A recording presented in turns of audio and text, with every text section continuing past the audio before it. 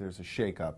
It's not uncommon to have shakeups in these big-time races, especially high stakes where you have three very competitive candidates.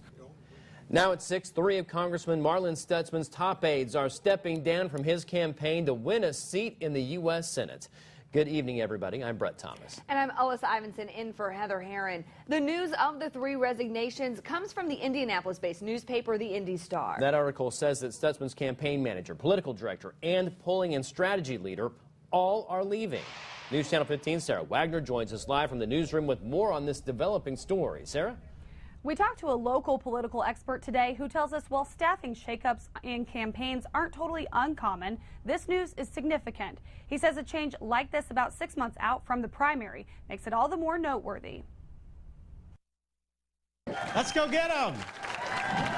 Almost 6 months ago, hundreds of supporters and staffers packed Congressman Marlin Stutzman's Senate run announcement. Now, 3 top aides are no longer a part of Team Marlin. You don't know quite what could have broken loose, and a lot of the information that would be part of that is very internal. The Indy Star article reports campaign manager Brendan Del Toro submitted his resignation last week. He told the paper he and Stutzman had, quote, different visions for how the direction of the campaign was going. There is either a change in strategy or they wanted a change in strategy that he didn't want to go along with. The article also says political director Joe Nepper resigned on Monday, and the polling and strategy leader Brooks Kokvar quit last week. These are relationships he's had, and so it is noteworthy that they've kind of gone by the wayside at this point. Mike Wolf with IPFW says their exits could be for any number of reasons, from disagreements over financial reports to the tone of the campaign. To go negative, that's a big decision, and how you do it is a big decision.